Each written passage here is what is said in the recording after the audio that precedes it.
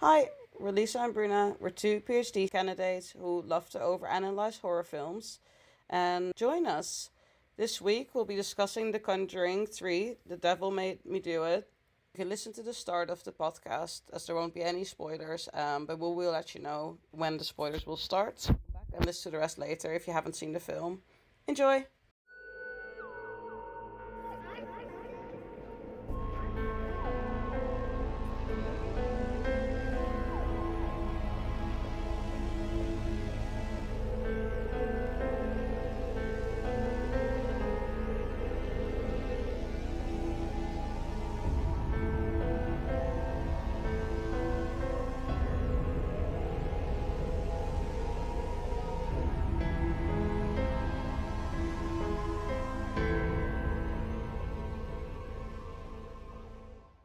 So The Conjuring, The Devil Made Me Do It is a sequel to the 2013 and the 2016 films, and the eighth film in the Conjuring universe.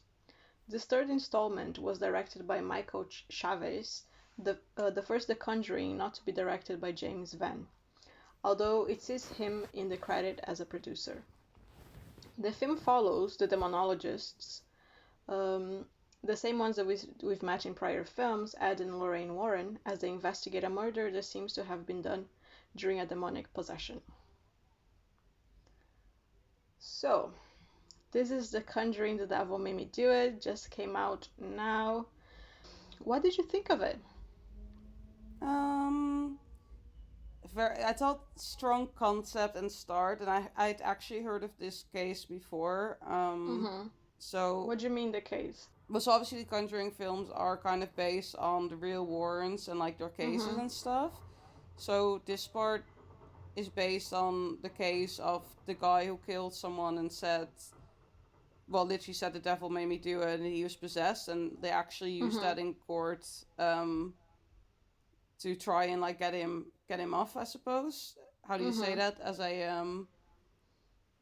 plea, I guess. Yeah, Um, they tried to get him to plead not guilty, isn't that yeah, it? not guilty because of demonic possession. Mm-hmm.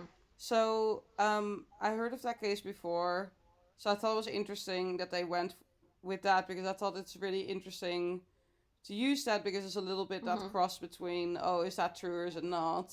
Mm-hmm. And obviously we'll go into like spoilers later, like how Yeah. that kind of evolves. So I thought it started really quite strong.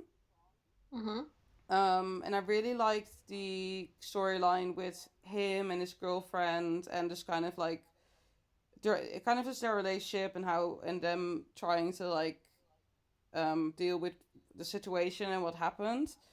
But then overall, I didn't like the film because it just yeah, like I said, I'll talk about it more later on. But I think the Mm-hmm. second half went a little bit too batshit crazy.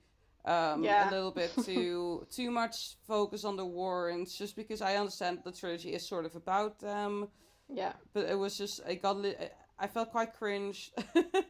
Mm-hmm. Yeah, that's how I felt as well.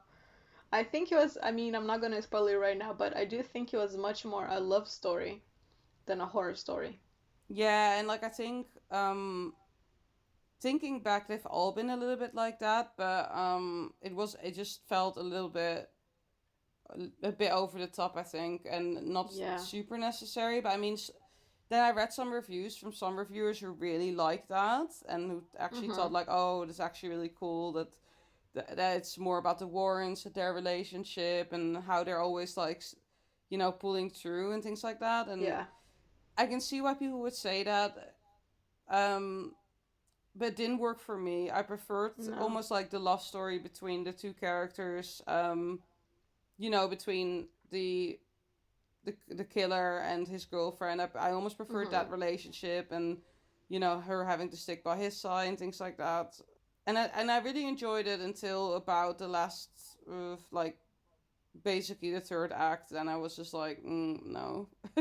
Yeah, exactly. I agree with you. I think that this installment was the weakest of all. I'm not considering, The Nun or Annabelle. I'm just considering the first three, the three The The Conjuring main films. three, yeah. Yeah, I think it was the weakest of all. Um, I think that from the outside of the film, you can see that it will be a little bit different because now we have possession that happened because of, witchcraft, which is something. And this is not spoiling anything. This is in the beginning of the film.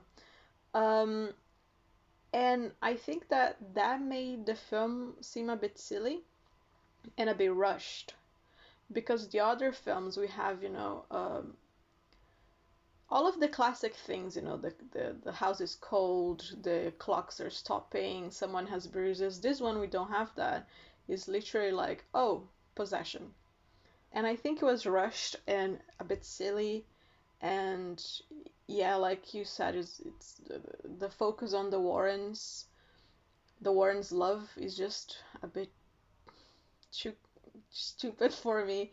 I couldn't get into it. So they have like three moments that they're all like, oh, love wins, love wins. Like, fuck off. It's like love does not win when it comes to demonic possession. And I don't know, I just didn't like the film because of that.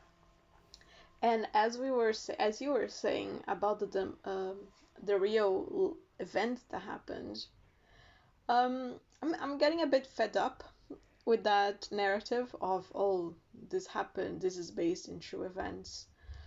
Because even the poster of the film, it says the demonic case that shocked America. I don't think it really did shock America. And, it's a lie. And I think that films like that, for example, Texas Chainsaw Massacre and the Amityville Horror, they all start like that. Like, oh, this is real, but it's not real.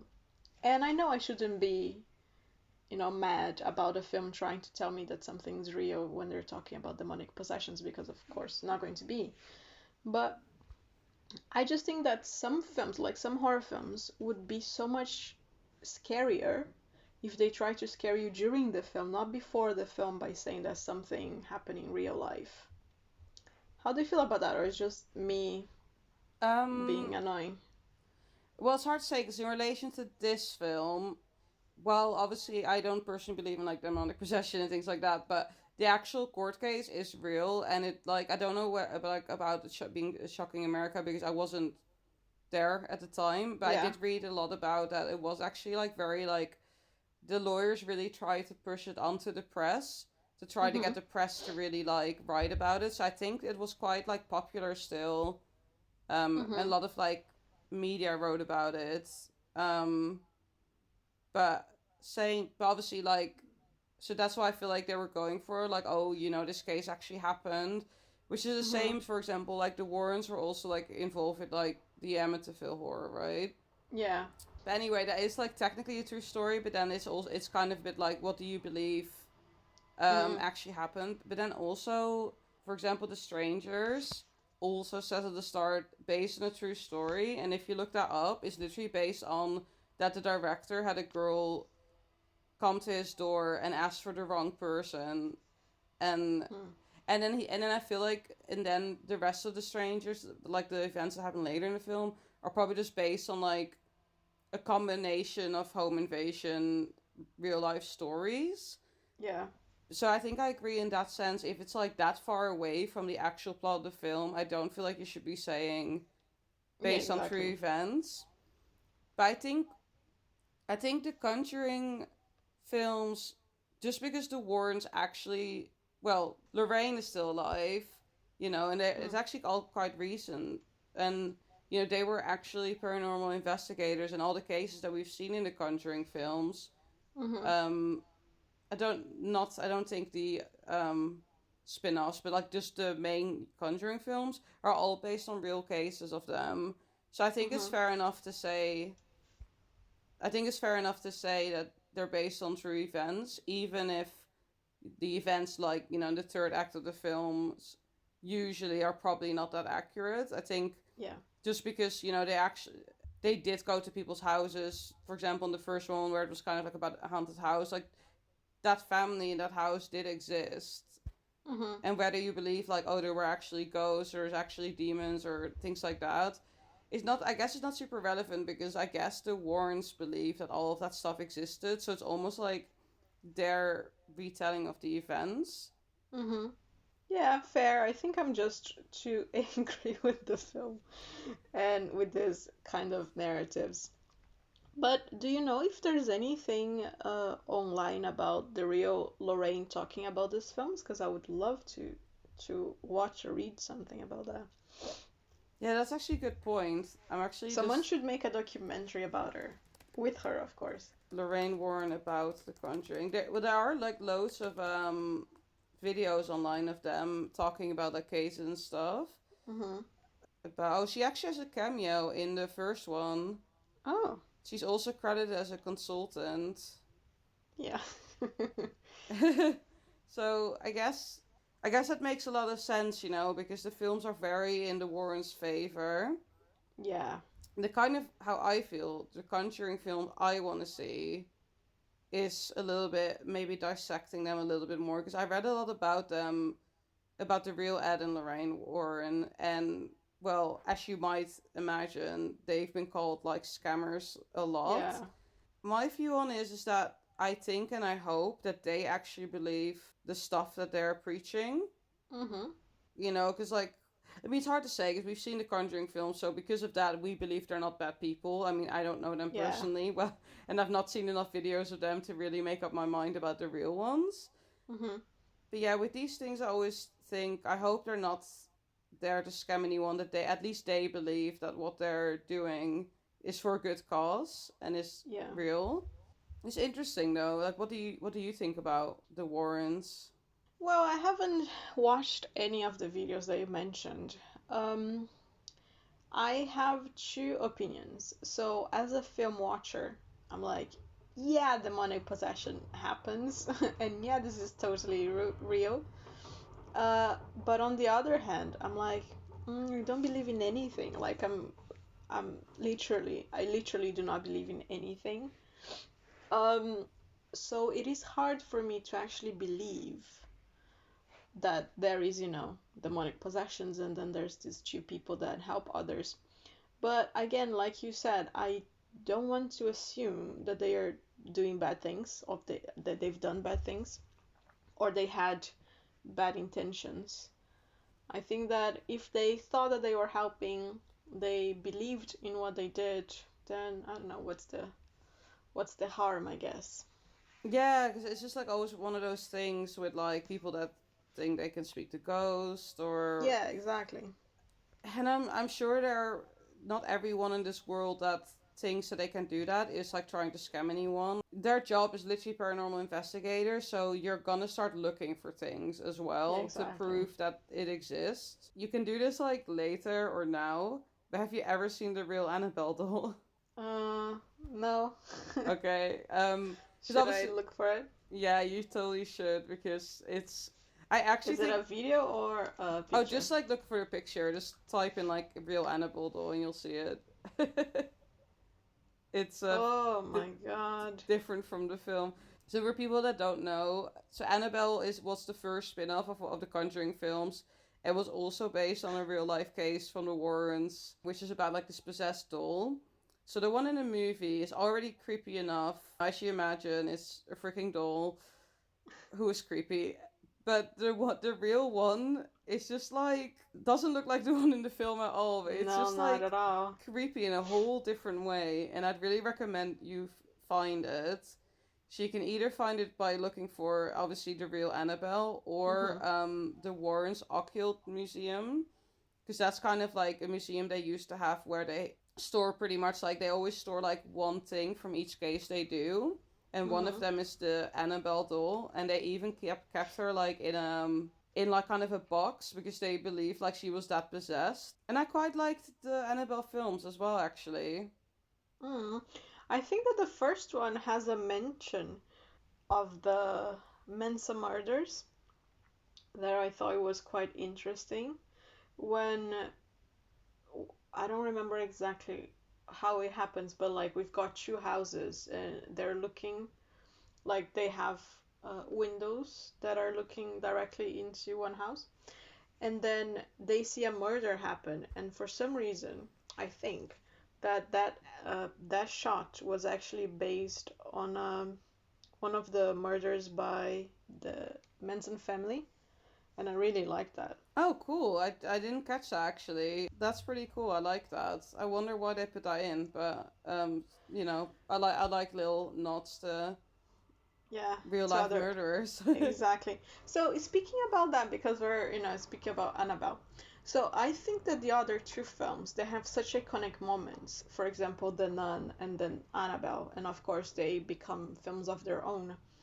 But there are such iconic images of the two first films, and then this film right now doesn't have anything that I would call iconic or that I think they would use to make other films. So I think that that also helps for me to not like the film as much because it was so average. What do you think about that? Oh, I suppose because I was just thinking quickly, like what other films were there in the Conjuring universe, and the other one is The Curse of La Llorona, Mm-hmm. which I thought was also decent, but maybe also didn't. I don't really remember, like an image doesn't like come up Mm-hmm. for me that quickly for that, but maybe because I've only seen it once. Although it does have like some. No, it does have something actually. Yeah, I guess in terms of this one, just because I see what you're saying, because obviously the nun has the scary nun, Annabelle has Yeah. the scary doll. But to be honest, I feel like in general the Conjuring films don't really have. Actually, the second one had that bride, didn't it? But then I can't remember what the There was, first one sorry. had. See, they had like, didn't they have like the second one? Didn't it have like a scary bride in it? Bright. Okay, see, I'm totally wrong. Maybe I I'm wrong. I think in Let me. general the first two also didn't really have that. I think it's maybe more there. Yes, there The was a bride. But then maybe it's more their spin-offs that have that, the proper image. Because I just feel like Yeah. the actual Conjuring films are just very much about the Warrens themselves. Mm-hmm. And then obviously, like, even though Annabelle is also based on the Warrens cases, like, that's more story like by itself, and I don't even think the Warrens like are in those films. But correct me if I'm wrong on that one, just because I just can't remember right now. No, I don't think they are. Um, and talking about the scare factor, do you think that this one was effective or no? I mean, I jumped a few times, but that's more just because like they put jumps in. Mm-hmm. When it comes to it being scary, probably not. And the kid was played by the same actor who played the twin in The Haunting of Hill House. Yes, little Luke. Yeah, look, and he's the cutest little child in the world. I Oh my I god. love him. He was in WandaVision as well. He's so good. Oh, I always recognize him because also I watch everything with subtitles. yeah. And when I was watching The Haunting of Hill House, and I've always remembered this, is like there's this bit where like he gets scared, and it says in the subtitles it says little pants. So every Aww. time like my partner and I see him in anything, we're like, oh my god, it's little pants.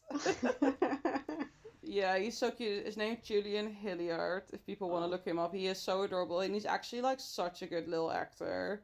yeah. I love him. I was just gonna say something really stupid, but I get obsessed with like child actors who are cute. Like, I don't know if you've seen that film that got the Oscar nomination a few years ago, Room. Oh my god, I was literally gonna say Jacob Oh, Tremblay. oh, I've seen that film so many times, and he's so oh good. my god. Like, I can quote him all the time because I just find him so cute. So the other main character in this film, well, two main characters are Arnie and Debbie. Hmm. So Arnie's obviously the guy that kills someone who then says he was possessed, and then Debbie is his girlfriend. I feel like it's more about Debbie because she kind of goes with the Warrens to try and get help. Yeah, Yeah, I wish the first act was longer because I just wanted to see more about Arnie's kind of like dispossession and how that like felt for him, and then how that led to him killing someone. I mean, obviously we do get a scene where I won't spoil like the visuals of it because it's hmm, interesting, but where they obviously show like literally what possessed him and why someone would do that when they're possessed, blah blah blah. But when I was reading like the real story, like it was more of like it was something that like happened for a longer time. But I feel like yeah, what we saw was all like the same day. exactly. It was very So fast. yeah, and just because I found it interesting enough that I thought, why isn't this just a bit longer? Because it would just be way more interesting. Stock spoiler. So if you Hmm. haven't seen the film, stop listening now, or if you haven't seen it but you don't care about hearing spoilers, then feel free to stay. So what I was gonna say about the whole Arnie and Debbie situation is that I wanted the end to be more open. Mm-hmm. And I think that would have been more interesting. Maybe doesn't fit so much in The Conjuring, because I guess The Conjuring very much wants to be a franchise that speaks very highly of the Warrens. So they will, they'll never say that they're lying or that what they're saying didn't happen. And obviously, like, the start was pretty cool of how we saw, like, that he was kind of being possessed. But I just wanted them to explore other potentials more, and then maybe leave it open-ended and let the audience decide what the truth is. Yeah, I think that would have been a better film. Yeah, I completely agree with that. I think that had they given us, space to think about it, it would have been better. But I do think also that, The Conjuring is a crowd pleaser. Like, it's for mainstream audiences, which is okay. But like, it's a very classic film in the sense that, it's a closed box where they're not leaving anything for us to Oh, that's true, actually. for us to try to pick up the pieces. But yeah, so I think that's probably why. I think your film would have been better. Maybe you should write that. Another film about Arnie and Debbie. Exactly, without the love story of the Warrens. I do have to say, I loved Arnie and Debbie, like I said earlier, and I love the actors that played them as well. Because I found they really, like, brought that likability to the characters that it needed, because obviously, pretty much from the opening, we're meant to favor Arnie. We're not meant to think that he's done anything horrible. Yeah, exactly. So, yeah, and I just thought he did that really well, because I actually, like, generally was on his side the entire time. Yeah. Yeah, and I think also because, the film started with him being a martyr. So, it's placing us on his side. Like, he saved the little boy to then get the spirit to come and possess him. Yeah, which I read that he actually did in real life. He did that in real life as well. And I hadn't even realized that the little boy isn't his brother, it's his girlfriend's brother. First of all, if that happened to me, I wouldn't even be in the house. I'm like, yeah, good luck with your family. But yeah, so I think that because of that, the film is painting him as, the good guy, the one we should cheer for. And I think it's also like, I mean, the fact that it's like a small child, I think makes it more likely that you might try to, like, sacrifice yourself a little bit. But the thing that really didn't sit well with me is that he literally said, like, take me. Then, like, 3 seconds after, the boy is no longer possessed, and no one's questioning that potentially the demon has gone inside of him. Exactly. No one but Ed, and Ed had a stroke. Oh, that's true as well. But I swear, like, yeah, like, what, like, even Arnie didn't think, like, oh, guys, by the way, I asked the demon to possess me. Maybe we should just see what happens. Exactly. So I thought, and I swear his girlfriend also heard it, but to be honest, I don't remember that. So yeah, I still thought it was kind of weird. Like, at least he should remember that he said that, right? I would be like, so when he wakes up the next scene, I'm like, are you seriously doing this? Like, no, you have to, like, watch to see if anything changes. And then he starts changing. He doesn't tell anyone. I'm like, come on. But I felt that was very much, I mean, if you just told me that happens in real life, but I just thought it was nice how he reminded me of The Exorcist, when Father Karras is like, take me, and then he saves Reagan. But then he's nice enough to kill himself, which, that's, I mean, not that suicide is nice, but, like, he's then, ending the demonic possession. Well, yeah, because that's kind of the thing, isn't it? Like, if you're gonna, like, ask to be taken by the devil, you might need to, like, consider a bit more strongly what you want to do about that. Because, yeah, you can't just say that, oh, the devil should take me, and then I'm hoping I can just, like, live my life fine after that. Yeah, Arnie coerced one of the demons purportedly within David to possess him while participating in David's exorcism. So it's 100%, like, if that's, like, if those accounts are true, then, like, what the film showed is pretty much the same. And I think even in real life, like, it doesn't sound like anyone kept an eye out on him, and that they used it, obviously, as a defense in the court case, which makes it sound way more bullshit to me than if they would have noticed, like, or if they I would have know. reported changes in his behavior. I mean, in the court case, they said that they noticed, like, his conditioning getting worse. But, like, no one thought maybe just, like, help him for a bit. Anyway, at the same time, considering that is sort of like, quotes the real story. Maybe that's not really the film's fault. But then if they're gonna follow the story like that, I would have wanted it to. That's why I would have wanted it to be more open ended. But I totally agree with you that is kind of what The Conjuring is. They, like you said, they want to appeal to a more mainstream audience. It's not so much like the independent horror fan. And I do remember that the first two I really, really enjoyed and actually found quite scary.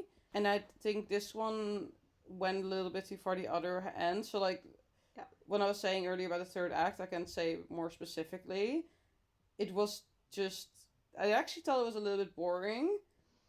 Yeah, me in a too. weird way. I mean, a lot was happening, but it was because so much was happening, I couldn't be bothered really with it. So I was just kind of watching it in a way that it was just like, okay, I'll just let this happen and get to the end of Yeah. the film kind of thing. Don't you think it felt a little bit like a parody at times with like that big fat naked man? I'm like, yes. Like, what is that? And then also all the way at the end when they beat the demons because in the name of love, which seems Oh my really out of god. tune with their other films, in my opinion. Because I I feel hate like that. when they're saying that demons are so powerful, and then just if you love each other enough, then the demon suddenly goes away. That's just like such bullshit. It is, isn't it? Just God. And then you have like the spirit of of that lady walking in, and and Ed literally says to her, "You're too late," and then she falls apart. Like that is just like I just thought that was comedic. It is a very, very bad ending. That, the whole love thing, it was just, I mean, I'm not against love, I love love, but like, come on. Like, it's just so stupid. Like, how would you, I just don't like it at all. And yeah, just like it felt like parody, like in many moments people were laughing in the cinema, which, I've said to you before, not here, but like before, that I watched with, a group of teenagers in the cinema, so I hated that, and they were, making jokes and stuff like that. So I do think that, when you laugh, there's that moment of, the relief factor, oh, I was scared, now I'm laughing. But I don't think that that was what happened in this film. I think people are laughing because it didn't make sense. Although some people that I've talked to, they said that they were really scared, but I think it's just because they go into the cinema already scared, like, oh, it's gonna be a scary film, I'm already scared. So I think that that moment and that big fat naked man running around, I don't understand it. Yeah, I definitely thought there was a bit too much comedy, and then the thing is, I think it's fine to some level to focus on their romance, but not in relation to the horror. Yeah, It shouldn't have been in relation to like the demonic possession. The only thing I would say I did like about that is that it kind of contrasted with Arnie and Debbie's relationship because obviously for sure. they had a similar relationship where she stood by him, and completely was on board with everything and really helped him through everything. And obviously she was even at like the sort of exorcism part at the end. So I thought that was kind of nice to have like these two couples that just kind of that just go through everything together. Because even like at the end when we saw the verdict of Arnie, I quite was more thinking like, oh, I really hope that he doesn't go away for too long just for Debbie's sake. Yeah, and then It's because I really just like them as a couple. Like, obviously, this is not my thoughts on the real case, but in this film, where we're told Arnie didn't mean to do it, it's like, okay, I hmm really like them, and I think that works. But just the whole apparently love can save you from demons. No. no, it was a big no for me. Exactly. And it also felt, that they showed the Warrens as younger Yeah, when they met and they were in that, is it called gazebo. gazebo? Yes, thank you. And then I feel like it's just a shame because that storyline was kind of added for the sake of like the end where he then Yeah, gives her Oh, where he brings her back to the gazebo. Wouldn't she have noticed that they were on their way there on the drive there? She seemed very surprised.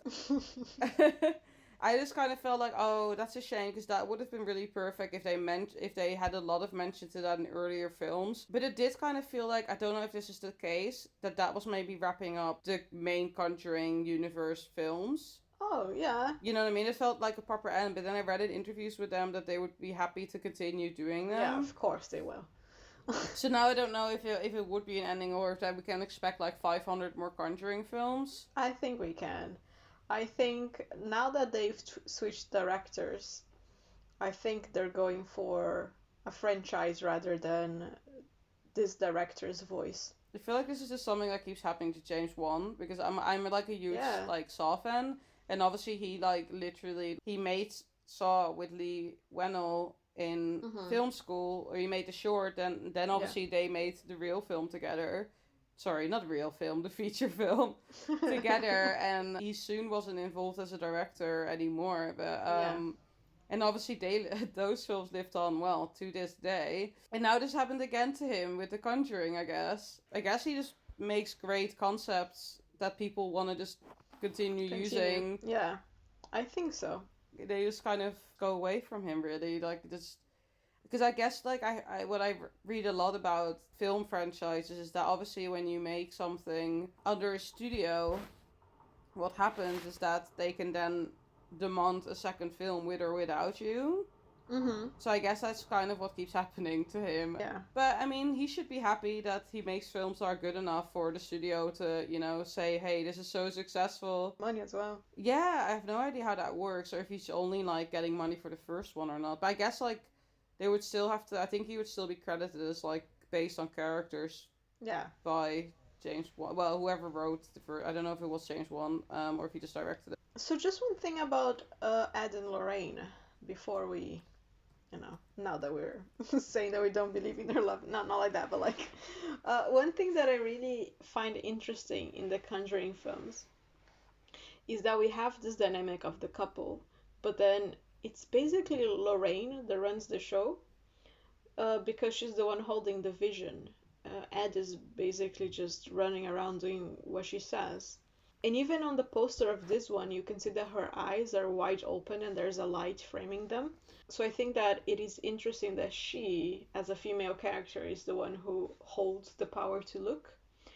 As it has been theorized, you know, having vision and the ability to look means that the person has a power over others. And that also happens with the woman behind the witchcraft. She's only mentioned as the occultist, you know, she has no name from what I can remember, who is another female character, and she has the power to not only to look, but to withhold other people's looks, making her more powerful than the others. You know, she blinds Ed, she confuses Lorraine's vision. However, she doesn't ultimately retain the look, because, you know, of course she dies. But yeah, I think that she makes them fight for it, you know.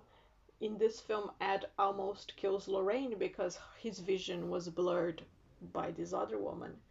So I think it's interesting that the women in the Conjuring universe are the ones with power. That's an interesting theory, actually. It's hard for me to really comment on it without kind of rewatching them and really like pay attention to that. But yeah, I would say that Lorraine is a bigger character anyway than Ed, and maybe it's because Lorraine's still alive and probably has been involved a lot with these films, so it's easier to like almost tell the story like from her point of view. And also saying about her power, actually, obviously in this film as well as in the others, she's able to like she has special abilities to feel the victims to feel what the victim feels, right? Which now I'm wondering why they didn't do that for Arnie's case. Because she never went to the dog kennel to see what Arnie saw. But I guess maybe it was irrelevant. She had other things on her mind. I do like the theory a lot. And maybe that's true, because I think, like you're saying, like it's shown on the poster, and then also just the fact like that she does have like those extra abilities. Yeah. And Ed just believes it. I mean, because they are, you know, partners. They're not just couple, they are partners who have been working together. They rely on her vision to do things. So it is perfectly fine for him to just believe everything she says. So I think that because, he doesn't even question what she's seeing, how, I don't want to say powerful again, but I will, how powerful she is, that, everyone just takes her word for it. It's not even questioned that she has this look, she has the ability, and therefore, she's the one with the upper hand. When she's in the forest trying to find out what happened to, the other girl, I guess for Mm-hmm. people that for some reason are listening this far in and haven't seen the film, so they were start working with like a detective because there was like these two girls that, or this girl that was found dead and potentially killed by her friend, and her friend went missing.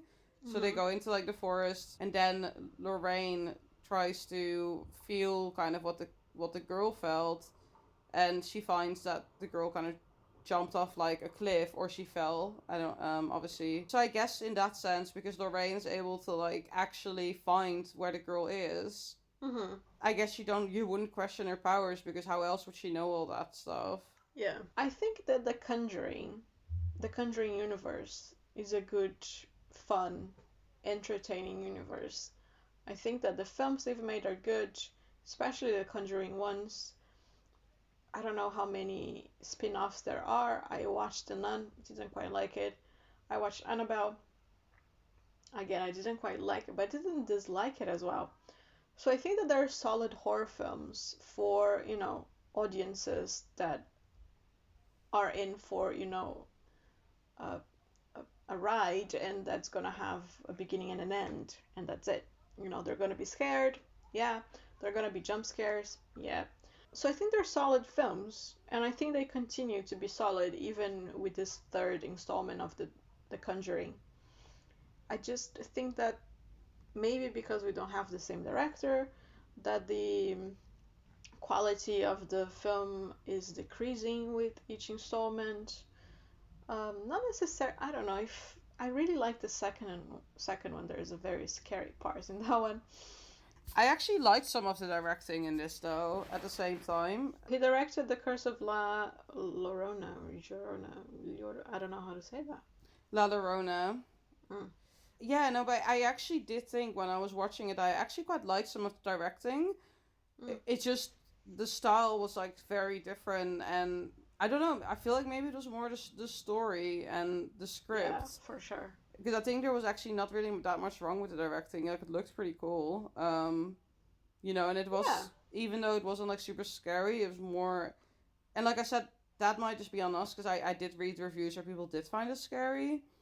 Yeah. No, some people really do find scary. But at the same time, it must be hard as a writer to take something that already kind of exists, and then, like a universe. Like, I know this is like sort of a new story, but as a universe, you kind of continue on something that is already there.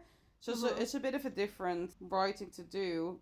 Yeah. Do you have anything else on Um, The Conjuring 3? yeah, just a little thing. Like we were saying, is a crowd pleaser, and then maybe we didn't find scary because we have high tolerance for it. And I agree with that. Like, many people at the cinema were being scared. I know people who watched it who are scared. And I think that that's the lure of the film. But I also, I was looking on Rotten Tomatoes, and all of the three films have over 80% with the audience score. However, this one, the third one, is the only one that doesn't have a good rating for the critics. It has like 50%, whereas the other ones are always 80% with the critics score as well. So I do think that people who are expecting something that falls in line with it is a horror film is going to scare you, then it's fine. But if you're just looking for a little bit something else, I don't think that this film delivers. I would, however, tell people to watch it because I know it's efficient. Sometimes, you watch a really good horror film that people are gonna watch it and they're gonna say, I wasn't scared, so I didn't like it. This one, it's gonna have some jump scares for you. So, so yeah, that's my take on it. Yeah, it's a really interesting stats actually, because And I find out with horror films anyway is that, for example, a lot of horror films I really like have a very high critic score and a very low audience score. Mm-hmm. Because I kind of really like those kind of films that have like that don't really make sense when you first watch them, and then you have to watch them again and again and again, and then it's suddenly like your favorite film. Like Midsummer. Exactly, and I'll tell you all about that. Well, I mean, you know a lot about it, but I'll tell you and the audience about that one day. And I think the Conjuring films, I feel like would have been perfect films for me. Like, you know, when you're like 13 and you have sleepovers and you watch your first horror films. We watch stuff like I Know What You Did Last Summer and I don't want to say Scream because while it's a horror film, I also think it is kind of meant to be a bit more lighter. Yeah, it is. I'm trying to think of other ones that like were really like prominent at the time when I was a bit younger. But yes, I feel like the Conjuring films are those kind of films you can easily put on when you have like a sleepover with your friends, and you know not all of you are into horror films, but some of you are. Yeah, they're perfect for that, and they're perfect just for like the cinema experience of horror as well. Yeah, exactly. I think I wasn't a huge fan of this one, although I have, like I said, I enjoyed where it started and enjoy where it ended. Mm-hmm. Yeah, I mean it's an okay film, but yeah. I think at the moment we're recording this on the 22nd of June. At the moment the tomato meter is 56%, and I think I pretty much agree with that. It's okay, but it doesn't deserve like a fresh rating, you know? No, it doesn't. But would you recommend it then for like horror fans? Yeah, I think so.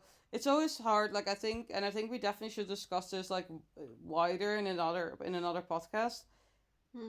That there's very different types of horror fans, and that's why I always struggle with the question about would you recommend it, because I know what horror film fans I'd recommend it to, and I know which ones I wouldn't, and that's kind of been the case with pretty much every film we discussed, except for A Quiet Place actually, but that's just because that's just a whole different level of good. Yeah. So I would recommend this to the horror fan that enjoys blockbuster horror, as I'd like to call it. Yeah, exactly. Blockbuster horror, I like that. Cool. And I wanted to add something at the end of today's podcast. We want to do a special Friday the 13th episode. Oh, yeah? Which is Friday the 13th of August. Yeah, so we wanted to kind of, instead of talking about scary movies and scary stories that other people wrote, we want to hear your stories. So if you have anything, if you've ever thought you had a ghost in your house, or maybe, you know someone who's gone through demon possession, or even something not so Conjuring like that, something scary that happened to you that you would like to share with us for us to read out on this special episode, please email us on thepowerofpodcompelsyou@gmail.com, and please include your name to read out. If you don't want your name to be read out, then just let us know it's anonymous. But obviously, if you email us, then it means you agree to have your story be told on the podcast. So I'd say send it in by, shall we say, the 11th of August. That gives us enough time to read them all and record them for you and upload on 30th of August. So yeah, do you have anything to add to that, Bruna? No, I just know that I have a story, so I'll send an email as well. Oh, I'm trying to think if I have any stories. I'll think about it, and otherwise I'm looking forward to read everyone else's. Yep.